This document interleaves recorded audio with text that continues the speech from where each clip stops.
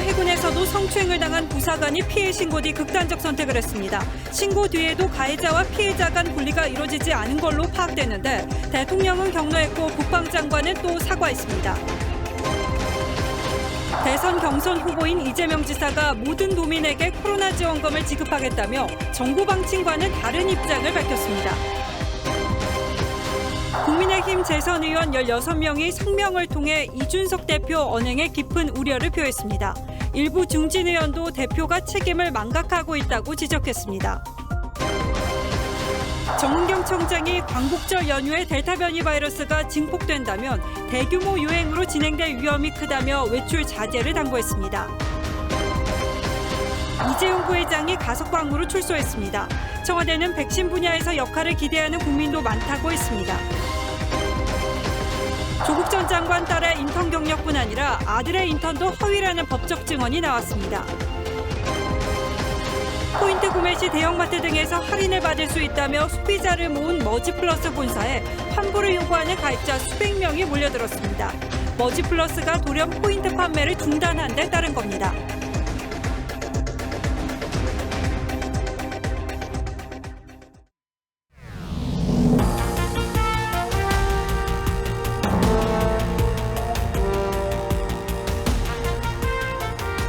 시청자 여러분 안녕하십니까? 뉴스9의 신동욱입니다.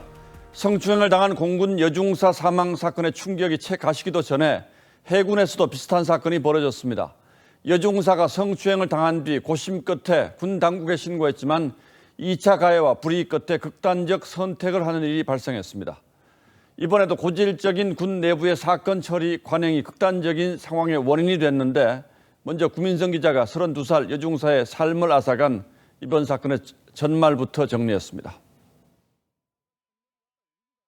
해군 여중사 A씨는 서해 도서 지역 레이더 부대에 전입온 지 사흘째인 지난 5월 27일 직속 상관 B상사와 외부 식당에서 점심을 먹었습니다. B상사는 A중사의 손금을 봐주겠다며 손을 만졌고 이를 거부하고 식당에서 나오는 A중사에게 어깨동무를 시도했습니다.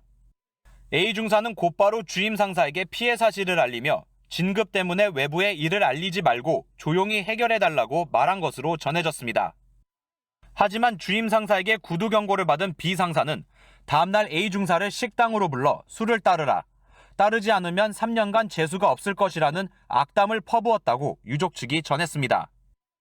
A중사는 아버지에게 보낸 메시지에서 B상사가 업무에서 배제시키고 인사를 받지 않는다며 스트레스가 심하다고 호소했습니다. 지난 7일 A중사는 고심 끝에 부대장에게 신고했지만 가해자와의 분리는 이틀 후인 9일에서야 이루어졌는데 이마저도 본인이 육지부대로 파견되는 형식이었습니다. 나라를 위해서 하겠다고 아주 가상한 용기를 내고 간 딸에 대해서 굉장히 자랑스러워 하셨는데 날벼락 같다. 군 당국의 수사는 신고 나흘 뒤인 11일이 돼서야 시작됐고 A중사는 어제 오후 평택기지 독신자 숙소에서 숨진 채 발견됐습니다. 현재 군은 피해자 가해자 분리가 즉각 이루어지지 않은 점과 2차 가해 정황에 대해 집중 수사하고 있습니다. TV조선 구민성입니다. 청와대는 이 사건을 보고받은 문재인 대통령이 그 자리에서 격노했다고 밝혔습니다. 당연히 격노해야 할 일입니다. 그런데 이 발표를 곱씹어보면 이해하기 어려운 대목이 있습니다. 더 나아가 청와대 인식에 여전히 심각한 문제가 있는 것 아니냐는 의구심도 있습니다.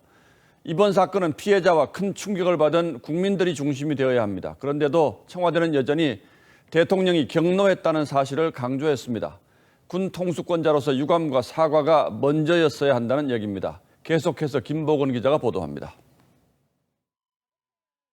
오늘 오전 해군 성폭력 피해 여중사 사망 사건을 보고받은 문재인 대통령은 공군에 이어 유사한 사고가 거듭된 것에 대해 격노했다고 청와대가 밝혔습니다. 문 대통령은 공군 여중사 사망 사건 직후 군 성추행 근절을 다짐했습니다. 군 장병들의 인권뿐 아니라 사기와 국가 안보를 위해서도 반드시 바로잡겠습니다. 하지만 오늘 문 대통령의 사과는 없었습니다. 서욱 국방장관은 유족과 국민 여러분께 송구스럽게 생각한다고 말했다고 국방부가 밝혔습니다. 서 장관은 공군 여중사 사망 사건 당시 야당의 사퇴 요구에 인사권자 결정 사안이라며 자리를 지켰습니다. 장관님께서도 이번 사건의 책임에서 자유로울 수는 없다고. 후속 조치를 잘하고 또 인사권자께서 판단하시리라 믿습니다. 하지만 이번엔 여당조차 장관 책임론을 제기했습니다. 민주당 고용진 수석 대변인은 국방부 장관은 진상을 밝히고 분명한 책임을 져야 한다고 했고, 이낙연 후보도 군 지휘부가 책임을 피할 수 없게 됐다고 했습니다. 야당은 국군 통수권자인 대통령이 군에 대한 책임감을 느끼고 있다면 피해자와 그 유족 앞에서 경로가 아닌 사죄를 해야 했다고 비판했습니다. TV조선 김보건입니다. 피해자의 목소리에 귀를 기울이지 않았고 보고를 지연했고 그리고 2차 가해에 이르기까지 지금까지 파악된 이번 사건의 본질은 공군 중사 성폭력 사건과 판박입니다. 더구나 사건이 일어난 부대 지휘관은 사건 발생 이후 2달이 넘도록 인지조차 하지 못해 피해자는 가해자와 무려 75일간이나 같은 공간에 머물러야 했습니다. 오늘의 포커스는 재발 방지를 다짐하는 그 순간에도 똑같은 잘못이 되풀이되는 군의 성범죄 대응에 맞췄습니다. 성추행 피해를 입은 뒤 극단적 선택을 하고만 공군 중사와 해군 중사. 두 중사는 사건 발생 이후 2달 넘게 가해자와 계속 한 부대에 있으면서 2차 가해를 당한 것과 파견 조치된 지 3, 4일 만에 숨진 것도 똑같은데 군의 대응까지 판박입니다. 공군 중사 성폭력 사건 때도 지연 보고하더니 더 이상 은폐가 불가능하다고 판단하여 뒤늦게 보고하였습니다. 이번에도 보고는 사건 발생 즉시 이루어지지 않았습니다. 피해 중사는 당일 평소 친분이 있던 주임 상사에게 알렸지만 주임 상사는 즉각 부대 지휘관에게 보고하지 않았습니다. 당시는 공군 중사 사건으로 군 전체가 초비상 상태였는데 말이지요. 해군은 본인이 신고를 원치 않아서였다고 해명했습니다. 가해자의 실질적인 분리 조치가 실시되지 않은 점을 확인하였습니다. 공군 중사 때와 비슷하게 이번 피해 중사도 성추행 이후 2달 넘게 가해자와 같은 사무실에서 근무해야 했죠. 해당 부대는 규모가 작은 섬부대. 가해자와의 물리적 분리는 즉시 필요했지만 해군은 몰라서 조치를 할 수 없었다는 말만 되풀이합니다. 결국 피해 중사가 육상부대로 파견 조치된 건 부대장 면담 이틀이 지난 뒤였습니다. 2달 넘게 가해자와 한 곳에서 근무하는 동안 2차 가해가 계속된 의혹도 있죠. 피해 중사는 부모에게 가해자가 자꾸 업무를 배제하고 술을 따르라고 시킨다며 어려움을 토로한 것으로 알려졌습니다. 유족들은 그 따돌림과 괴롭힘이 여중사 사망의 주요한 원인으로 생각을 하고 있습니다. 해군은 부대장 면담 내용조차 수사 중이라며 공개하지 않으면서 은폐하려는 것은 절대 아니라고 강조했죠. 유족이 전한 말은 우리 아이가 마지막 피해자로 남을 수 있도록 재발 방지를 부탁드린다는 것. 군의 재발 방지 약속은 이번에도 말뿐으로 끝나지는 않을지. 뉴스9 포커스였습니다. 현직 지사 신분을 선거운동에 이용하고 있다는 비판과 함께 사퇴 압박을 받고 있는 이재명 경기지사가 말뿐 아니라 행동으로 마이웨이를 선언했습니다. 지금부터는 오늘 보여준 2가지 분명한 사례를 소개하겠습니다. 물론 판단은 상대 후보뿐 아니라 유권자 여러분의 몫이기도 할 겁니다. 먼저 경기도민 전원에게 재난지원금을 지급하기로 했습니다. 정부 방침은 소득 하위 88%까지의 국민에게만 지원금을 주겠다는 것인데 경기도는 그 나머지 12%의 도민에게도 지원금을 주겠다는 거죠. 상대 후보들은 이게 바로 지사 찬스로 표를 사는 행위라고 비판하고 있습니다. 최지원 기자가 취재했습니다. 경기도의 재난지원금 지급은 이번이 3번째입니다. 지난 2차 땐 정부 지원금에 10만 원을 더 얹어줬는데 이번에는 정부 지원을 받지 못하는 소득 상위 12%에게까지 25만 원을 주는 방식입니다. 이 가운데 90%인 22만 5천 원은 경기도가 부담하고 나머지 10%는 시군이 자율적인 판단에 따라 지급하게 됩니다. 경기도 예산은 3,800여억 원이 들어갑니다. 당정청 합의를 무시했다는 비판에 이재명 후보는 지자체 자율성을 강조했습니다. 지방자치를 무시하는 주장입니다. 아프리카 어느 나라에는 국가재난지원금을 지급하지 않는데 왜 우리나라만 지급하느냐, 왜 너네 나라만 지급하느냐와 비슷하다고 생각하시면 됩니다. 이낙연 후보 측은 다른 시도는 아프리카가 아니라 상생해야 할 국민이라며 지사직을 유지하며 온갖 포퓰리즘으로 선거운동을 하고 있다고 비판했습니다. 전 국민이 국회의 결정을 받아들이고 있었을 텐데 거기에 형평성이 손상됐다 하는 점은. 정세균 후보는 대통령이 결단한 국가시책을 정면으로 위반한 문재인 정부에 대한 반역이라고 지적했고, 김두관 후보는 독불장군식 매표 행위라고 했습니다. TV조선 최주원입니다. 예, 그리고 두 번째는 인사 문제입니다. 1년 가까이 비어있던 경기관광공사 사장 최종 후보에 음식평론가 황교익 씨가 선정됐습니다. 황 씨는 친문 인사로 잘 알려져 있고 이재명 지사의 욕설 파문에 대해서도 호의적인 발언을 한 적이 있는 사람입니다. 경기도는 치열한 검증 과정을 거쳐 선정했다고 밝혔지만 관광 전문가라고 할 수 있는 이렇다 할 경력은 없는 인물입니다. 10달이나 비워뒀던 자리를 왜 지금 와서 특혜성 시비가 일 수 있는 인사로 채웠는지는 의문입니다. 야당은 전형적인 알박기 인사라고 비판했습니다. 이어서 조정린 기자가 보도합니다. 음식평론가 황교익 씨가 출연하는 유튜브 채널에 이재명 후보가 출연해 음식에 관한 대화를 나눕니다. 황 씨는 이 후보의 형수 욕설 논란에 대해 성장 환경을 감안하면 이해 못할 것은 아니라고 수차례 감쌌습니다. 그 환경 속에서 살게 되면 또 그런 그런 말을 또 이렇게 자연스럽게 이렇게 몸에 집어넣게 돼 있거든요. 이해하자. 그런데 황 씨가 8대1 경쟁률을 뚫고 경기관광공사 사장 최종 후보로 내정된 사실이 알려지면서 논란이 일고 있습니다. 경기관광공사 사장 연봉은 1억 4,500만 원으로 역대 사장 대부분이 고위 공무원이나 CEO 출신이었습니다. 황 씨는 이재명 지사와 중앙대 동문으로 농민신문 기자와 음식평론가 활동이 경력의 대부분입니다. 민주당 이낙연 후보 측은 전문성과 경영자로서의 자질과 품성을 찾아볼 수 없다며 채용 비리성 보은 인사라고 비판했고, 국민의힘 윤석열 후보 측은 선거를 앞두고 든든한 우군을 챙겼다. 최재형 후보 측 박대출 의원은 임기도 얼마 남지 않은 마당에 알박기라고 지적했습니다. 경기도민 청원 게시판에도 전문성 부족을 이유로 내정을 취소해달라는 청원이 올라와 1,000명 넘게 동의했습니다. 경기도는 치열한 검증을 통해서 최종 후보로 선정됐다며 친분 때문에 내정된 것은 아니라고 해명했습니다. TV조선 조정른입니다. 정체불명의 협박성 메일을 받았다며 수사를 의뢰했던 이낙연 후보 측의 윤영찬 의원이 오늘 경찰에서 피해자 조사를 받았습니다. 윤 의원은 발신자 스스로 이재명 후보 지지자라고 밝혔다며 이 지사를 위해서라도 빠른 진상규명이 필요하다고 주장했습니다. 이와 별도로 윤 의원에 대한 해킹 시도도 있었던 것으로 나타났습니다. 윤수영 기자가 보도합니다. 이낙연 후보 캠프 정무실장을 맡고 있는 윤영찬 의원이 협박 메일을 수사 의뢰한 지 나흘 만에 경찰에 출석했습니다. 윤 의원은 발신자가 이재명 지사님의 대통령 당선을 위한 광주 일이들이라고 밝혔다고 전했습니다. 이재명 경기도지사님의 지지자라고 스스로 본인이 밝혔습니다. 이사님 쪽의 명예를 위해서도 이 사안들이 명명백백하게. 해당 메일엔 윤 의원 가족과 여성 보좌진, 일부 매체 여기자의 실명을 거론하며 이재명 후보를 돕지 않으면 납치해 성범죄를 저지르겠다는 협박이 담겨 있었습니다. 윤 의원은 협박 메일과 별개로 의원실 공용 메일에 대한 해킹 시도도 있었다며 경찰에 추가 수사를 요청했습니다.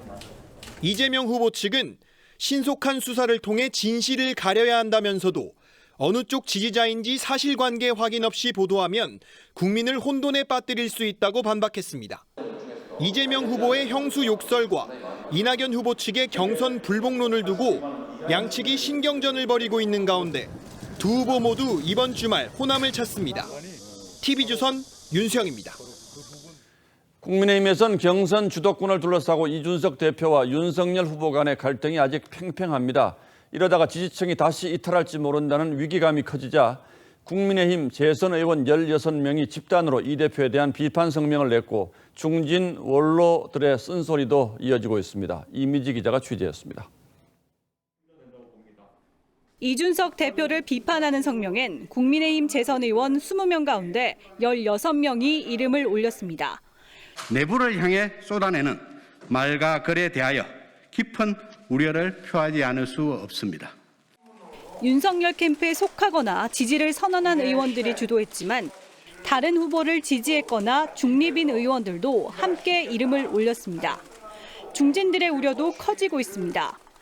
4선인 권영세 대외협력위원장은 당 대표의 주장이 커서 후보들이 가려지는 측면이 있다며 대표는 대선 관리 역할에 충실해야 한다고 지적했고 3선 김태흠 의원은 당대표는 공정한 심판 역할을 맡아야 한다며 책무를 망각하고 혼란에 빠뜨리고 있다고 비판했습니다.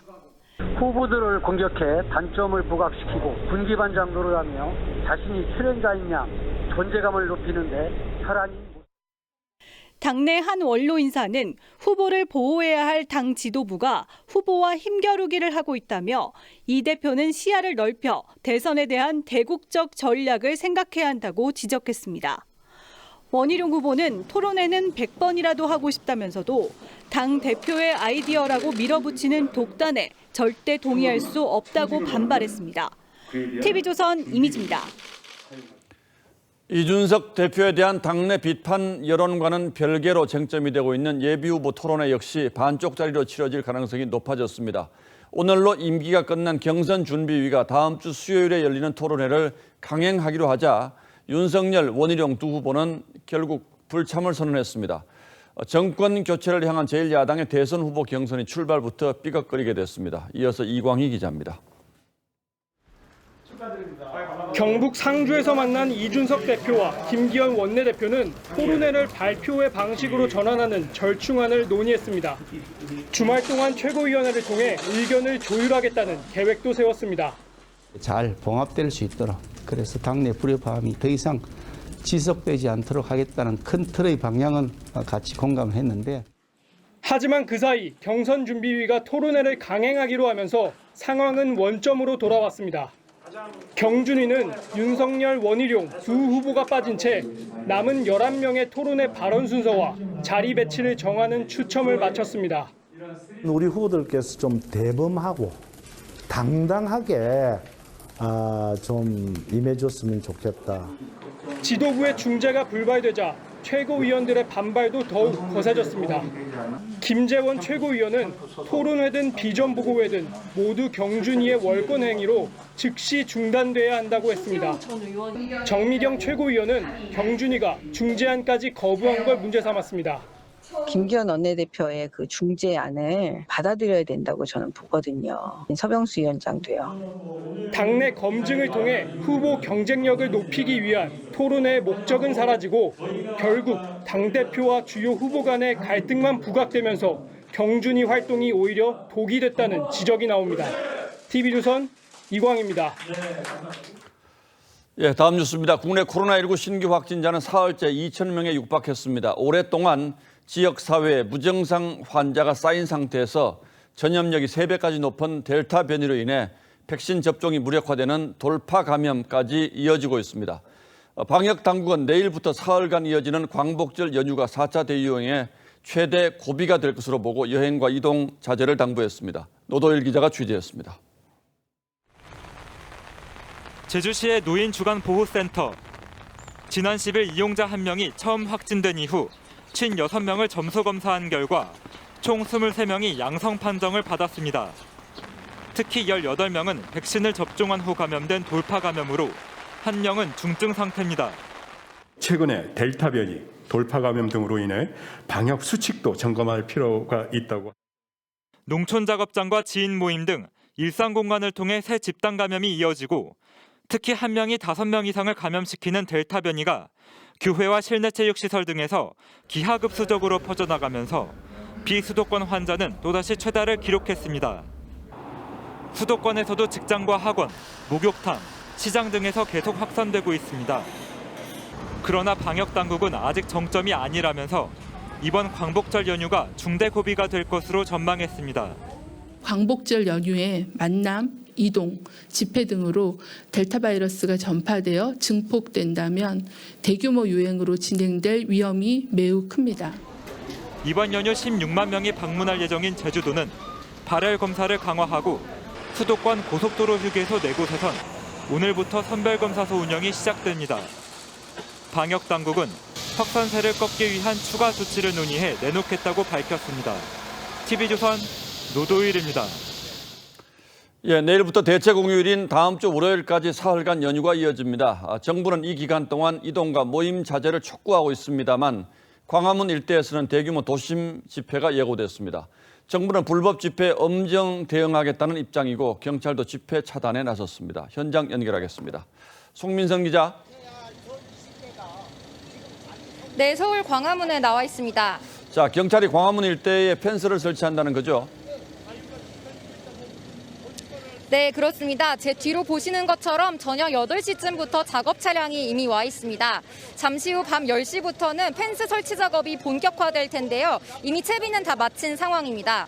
경찰 버스도 10대 넘게 주변에 와 있고요. 거리에는 이미 경찰들이 곳곳에 배치돼 있는 등 현장에는 벌써부터 긴장감이 감돌고 있습니다. 내일부터 사흘간 이어지는 이른바 광복절 연휴 기간 동안 경찰에 사전 신고된 집회 신고는 316건에 참여 인원은 12만 명입니다. 전광훈 목사가 이끄는 국민혁명당이 주도하는 8.15 국민 걷기 운동 측은 도심 집회를 연휴 기간인 사흘 내내 하겠다고 예고했습니다. 이들은 2m씩 간격을 두고 서울역에서 광화문을 왕복하는 산책일 뿐 집회가 아니라고 주장하면서 예정대로 진행하겠다고 했습니다. 민주노총도 내일 오후부터 서울 서대문을 비롯해 부산, 대전, 광주 등 전국 13개 지역에서 1인 시위 형태로 8.15 전국 동시행동을 예고했습니다. 정부는 이들 모두 불법 집회로 보고 금지 통고를 내렸습니다.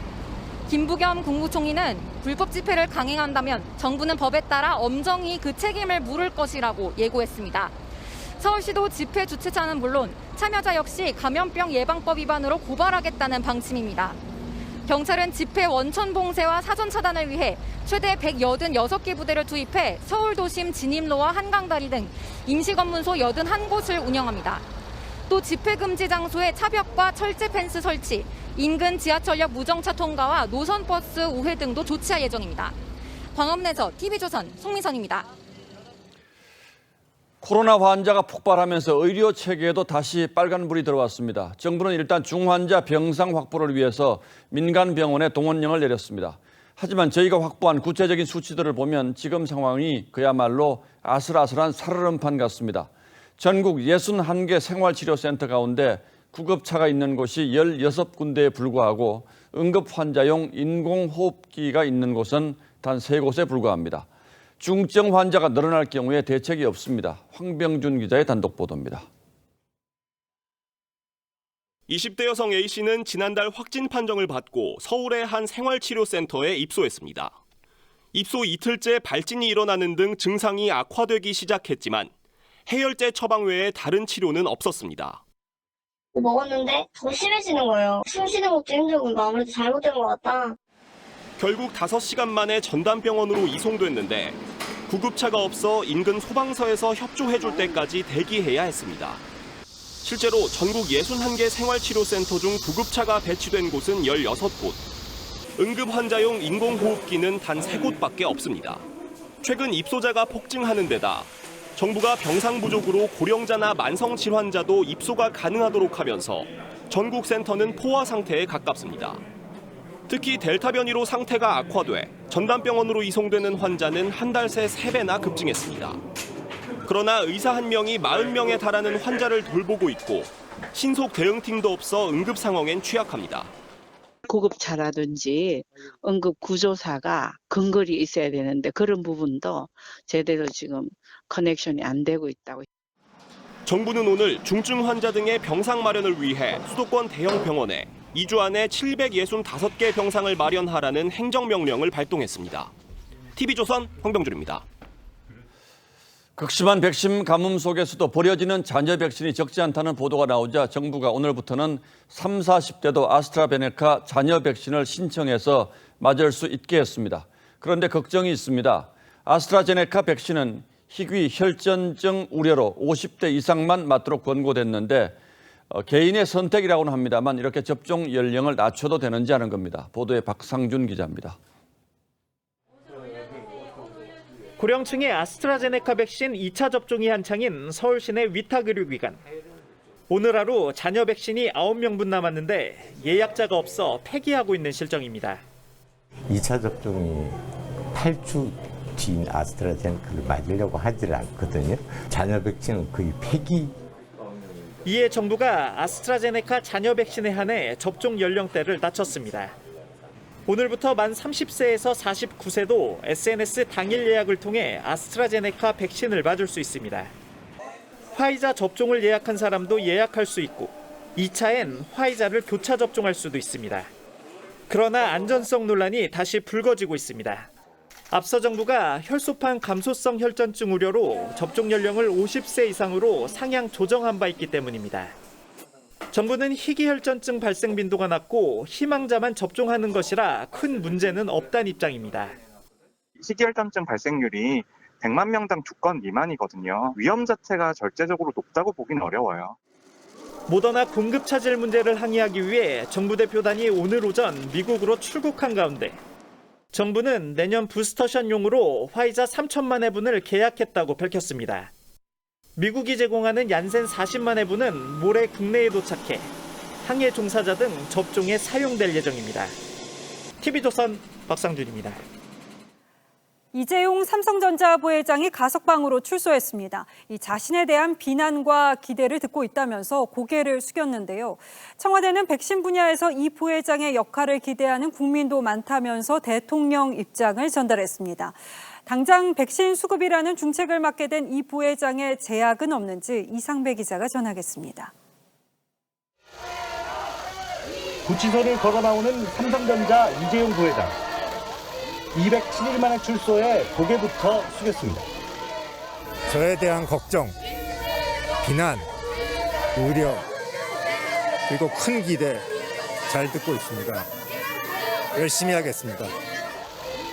이 부회장은 한남동 자택이 아닌 서울 서초 사옥으로 곧바로 이동해 경영활동 재개 의지를 보였습니다. 당장 반도체 위기 극복과 백신 수급 해결이 급선무입니다. 문재인 대통령은 국익을 위한 선택으로 받아들이며 국민들께서도 이해해 주시기를 바란다고 밝혔습니다.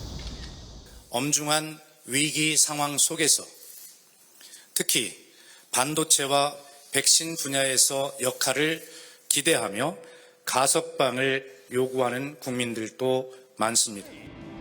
실제 과거 고 이건희 회장 역시 사면 직후 평창 동계올림픽 유치 성과를 낸 바 있습니다. 다만 이 부회장의 반도체 경쟁력 강화와 백신 수급 과정에는 제약이 따릅니다. 가석방 기간에 보호 관찰을 받는 데다 취업 제한 규정도 그대로 적용돼 완전한 경영활동 복귀가 어렵다는 지적입니다. 외국의 그 비즈니스 파트너들과 접촉을 할 때 아무래도 형이 정지돼서 가석방돼 있다는 어떤 그런 것 때문에 코로나19 장기화로 인한 국가적 경제 상황과 글로벌 경제 환경에 대한 고려 차원으로 가석방된 이 부회장. 백신 특사 역할론에 대한 시험대에도 올랐습니다. TV조선 이상배입니다. 조국 전 장관 딸의 인턴 경력뿐 아니라 아들의 인턴도 허위라는 법적 증언이 나왔습니다.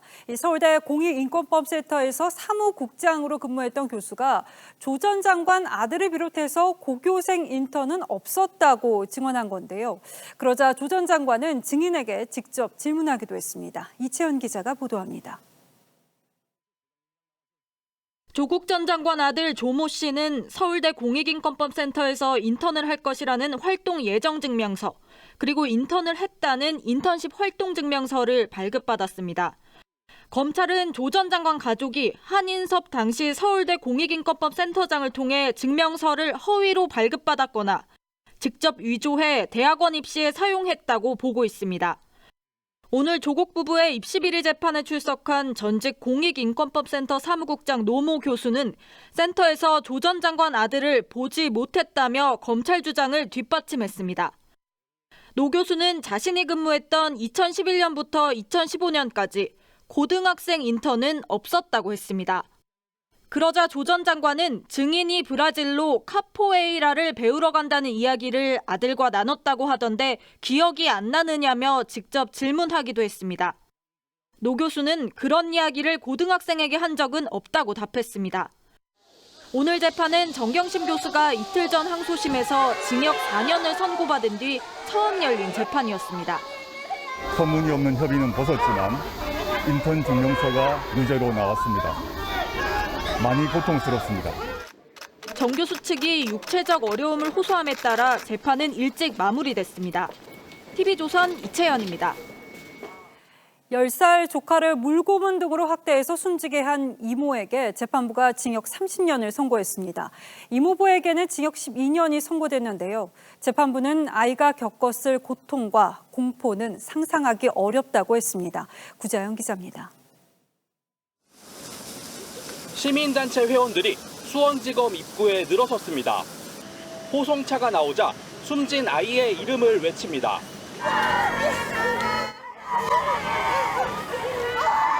수원지법은 오늘 10살 조카를 물고문하는 등 학대해 숨지게 한 30대 이모에게 징역 30년, 이모부에게 징역 12년을 선고했습니다.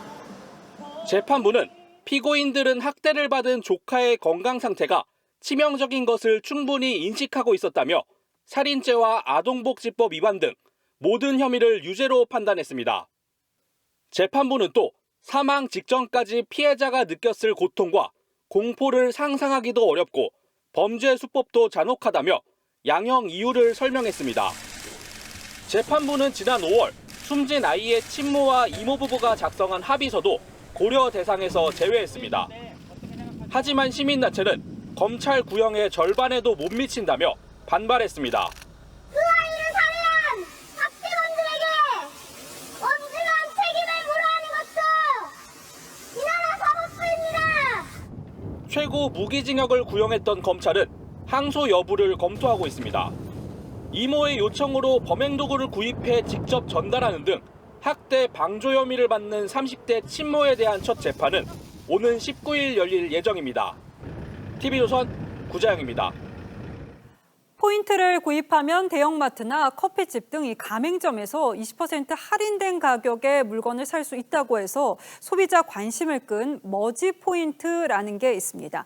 그런데 돌연 머지포인트 본사가 사용처를 크게 줄이고 포인트 판매도 중단한다고 해서 가입자 수백 명이 본사에 몰려들었습니다. 환불 요구 사태가 벌어진 건데 먼저 이태영 기자가 현장 상황을 전달해드리겠습니다. 머지포인트 본사 앞에 수백 미터의 줄이 생겼습니다.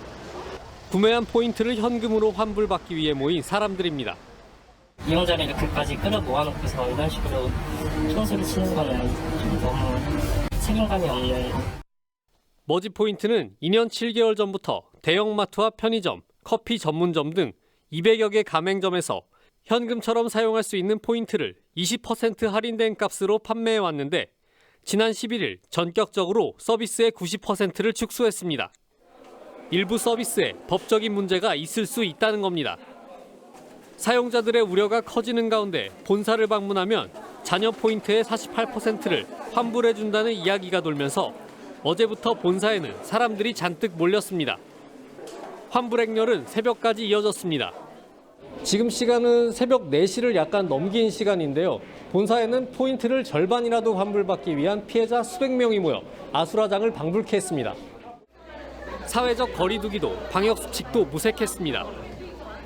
한 직원이 고열을 호소하며 경찰에 둘러싸여 나가려고 하자 사용자들이 이를 막는 과정에서 욕설과 몸싸움이 오가기도 했습니다.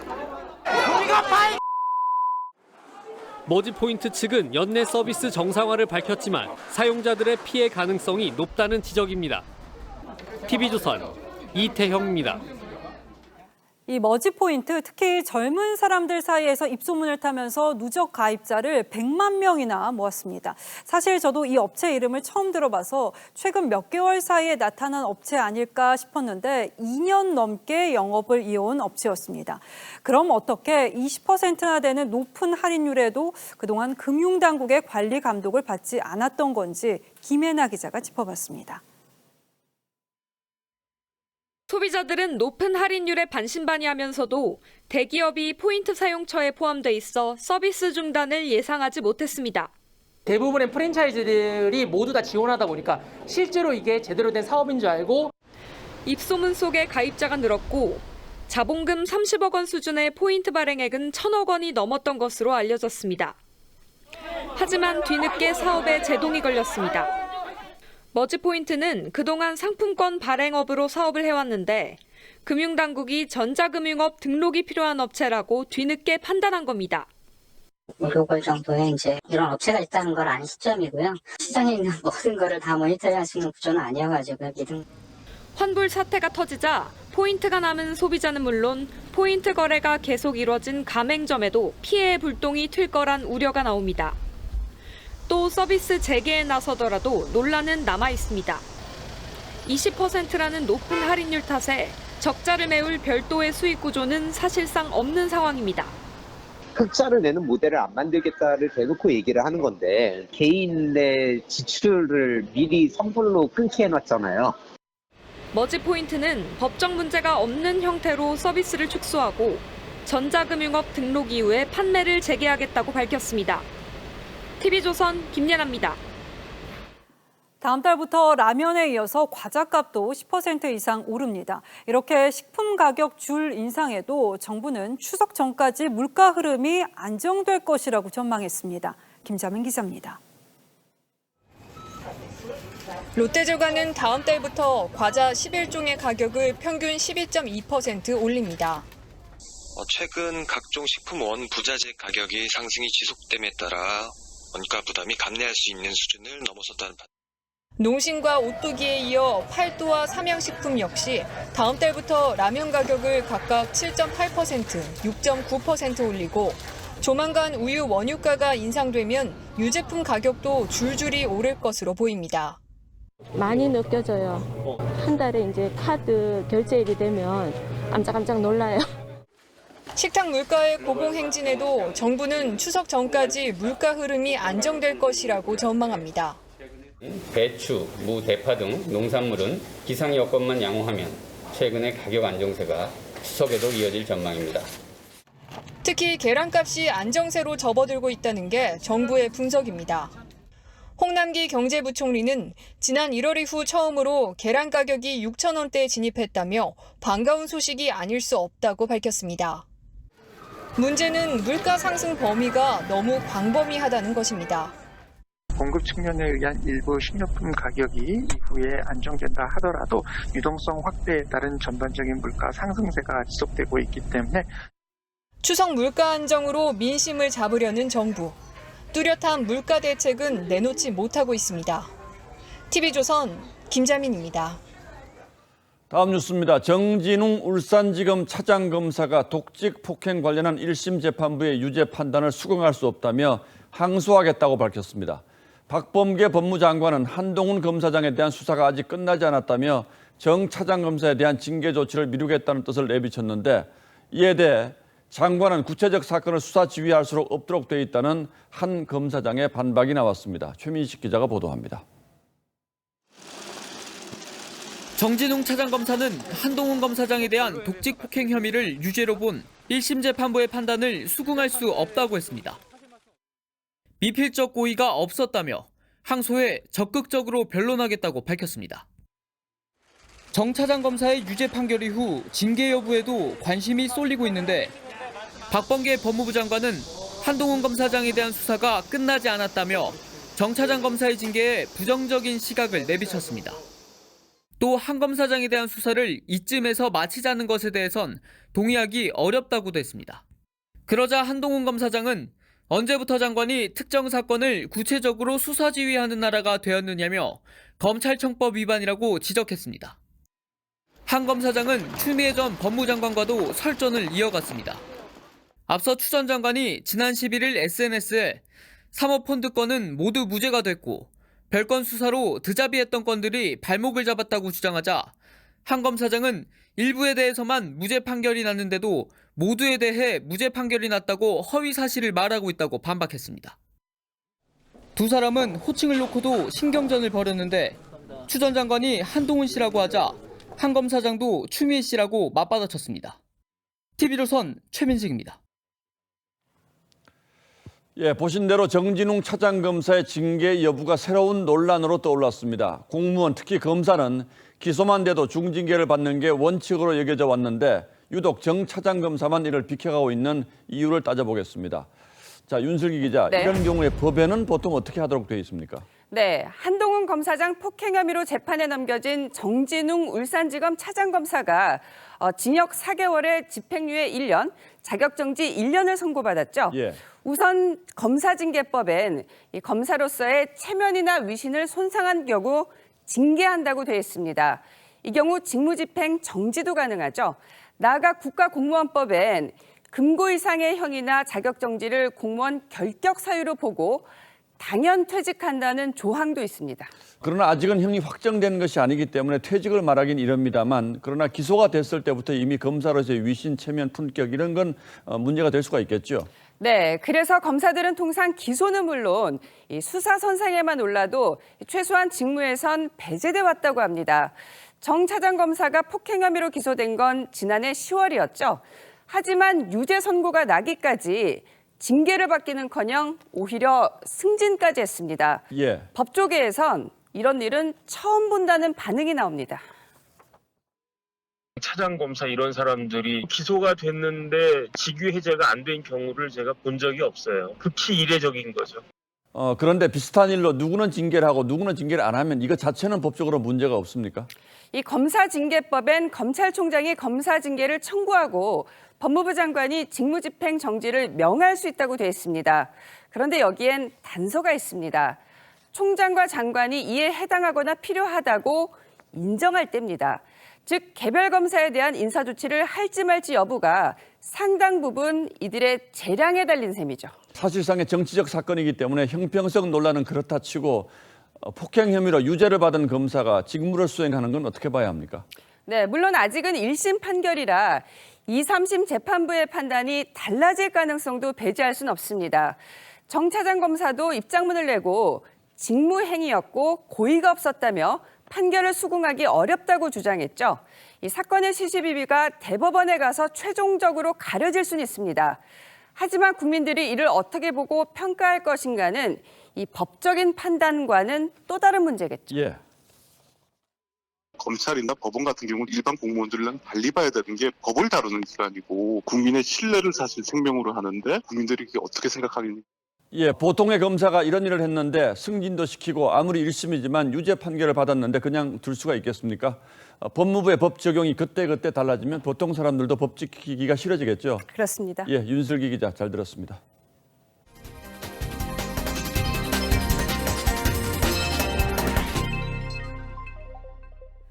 미군 철군이 진행 중인 아프가니스탄에서 무장 조직 탈레반이 세력을 키우면서 주요 도시를 점령하고 있습니다. 예상보다 너무 빠른 점령에 수도 카불 함락마저 초읽기인데요. 피난민만 수만 명입니다. 이유진 기자입니다. 피난민들이 망연자실한 표정으로 모여 있습니다. 무장 조직 탈레반이 쳐들어오자 수만 명이 간신히 옆 도시로 피신했습니다. گفتنش خوبش نیست نه حالت از راسته که این دو سر خواست کسی یک توکرانان یک جور آب بر از اینا یک فرش پلاستیکی را از اینا لازم نداره. 미군 철수가 한창인 아프가니스탄에서 탈레반이 급속히 세력을 확장하고 있습니다. 제2, 제3도시인 칸다하르와 헤라트를 점령하며 34개 주도 가운데 13곳을 장악했습니다. 수도 카불도 함락이 머지 않았다는 우려가 나옵니다.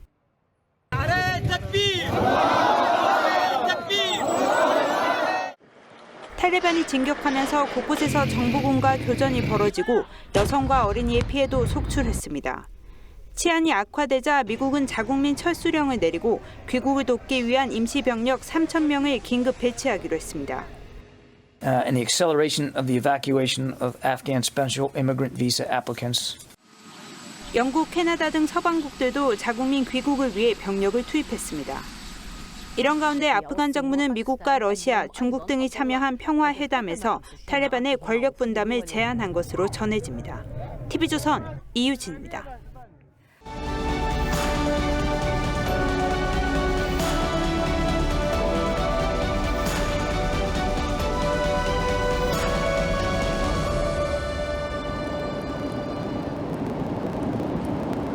파도 소리가 크긴 합니다만 귀를 자세히 기울이면 개가 공기방울 터뜨리는 소리를 들을 수 있습니다. 숨구멍으로 개거품 뿜으면서 내는 소리죠. 개는 아가미로 숨을 쉽니다. 그러다 물 밖으로 나오면 아가미 방에서 물을 뱉어내 거품을 만들고 거기에 공기 속에 산소를 녹여서 숨을 쉽니다. 하지만 갈수록 숨이 차서 잔뜩 개거품을 물다 죽어버립니다. 사람이나 개나 입에 무는 개거품은 단말마의 비명 같은 것입니다. 개는 먹이가 없으면 동족도 잡아먹습니다. 급할 때는 다리를 자르는 자해도 서슴지 않죠.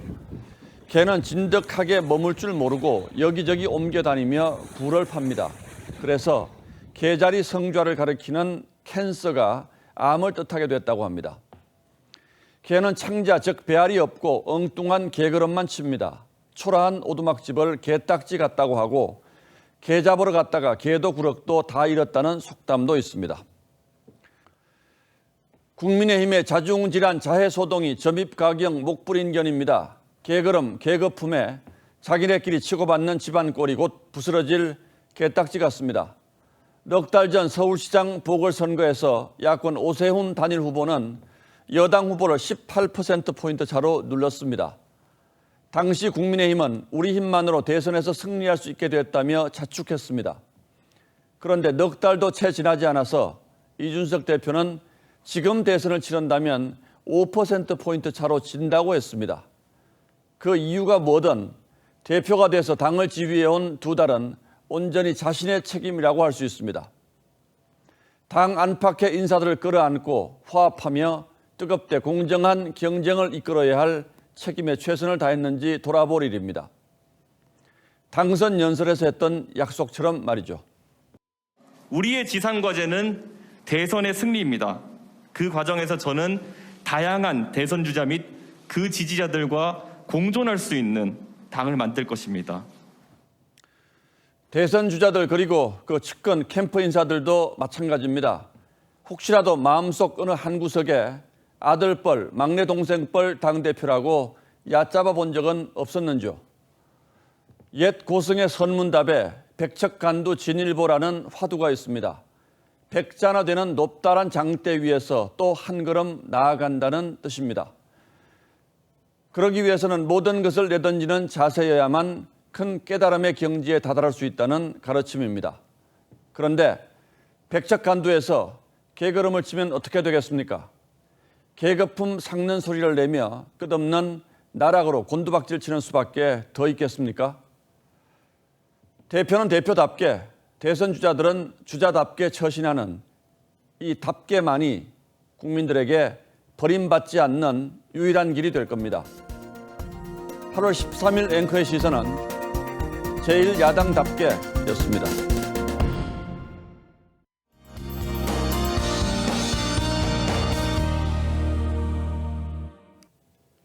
폭염특보가 무려 37일 만에 해제됐습니다. 주말에는 더위보다는 비를 염두에 두셔야겠습니다. 지금은 남부와 동해안 쪽에 비가 오는 곳이 있는데요. 내일은 충청 지역까지 확대되겠고요. 경기와 강원 영서 지역에는 소나기가 오겠습니다. 그리고 동해안과 제주 지역은 일요일까지 비가 이어지겠습니다. 이번에는 강원 영동과 제주도에 많은 비가 예상되는데요. 시간당 50mm의 세찬 비가 쏟아지면서 최고 80에서 120mm 이상이 오겠습니다. 휴가철 이동량이 많은 곳이라 더 주의를 하셔야겠습니다. 내일 낮 기온은 오늘과 비슷하거나 조금 낮겠습니다. 서울이 30도, 청주와 대전이 29도, 대구는 27도를 보이겠습니다. 해안가 안전사고에도 각별히 유의하셔야겠는데요. 바다의 물결이 모든 해상에서 거세게 일겠습니다. 그리고 제주도는 다음 주까지도 비가 오다 그치다 하면서 길게 이어지겠습니다. 날씨였습니다. 예, 8월 13일 금요일 뉴스9은 여기서 모두 마치겠습니다. 시청해주신 여러분 고맙습니다.